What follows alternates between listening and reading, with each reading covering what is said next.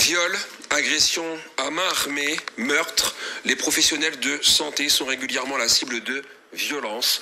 Un phénomène dramatique qui touche toutes les communes de Guyane.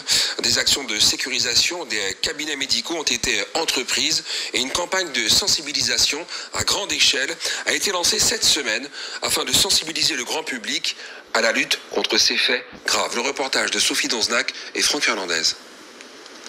Ils font les gros titres. 2019, la gérante de la pharmacie d'Apatou agressée, séquestrée et violée chez elle.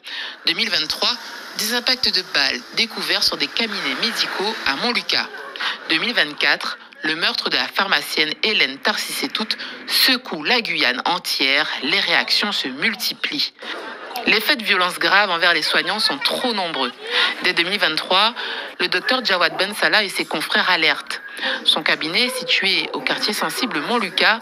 Victime lui-même, il craint que le territoire soit vidé de ses médecins.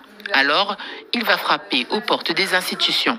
On a voulu, c'est-à-dire prendre à bras le corps ce problème pour permettre un exercice médical de proximité et pérenniser une offre de soins dans les quartiers sensibles et dans les communes éloignées. Et ça dans un cadre, dans une démarche de partenariat, d'être force de proposition avec tous les partenaires, à savoir les services de l'État, l'ARS, les bailleurs et aussi les patients. Son cabinet vitré, équipé de films anti-balles, sa boîte aux lettres anti-vandalisme et sa porte blindée équipée de visiophones rassurent sa patientèle. Quand on rentre, on ne peut pas rentrer comme ça pour surprendre les gens. Il faut absolument qu'il y ait quelqu'un qui vous ouvre de l'intérieur.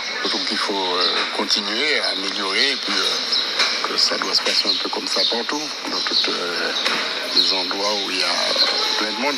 Des sourires qui lui sont chers. Pour ce Marocain d'origine, issu de familles modestes, la Guyane est son pays d'adoption. Il y a évolué, s'y est marié, y est attaché.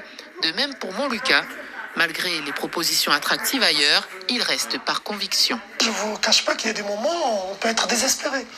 Mais par la suite, lorsque vous voyez quelqu'un, un papy ou mamie qui vient, qui a un problème de santé, qui n'est pas véhiculé, voilà, des gens qui ont un accès qui est précaire aux santé et tout.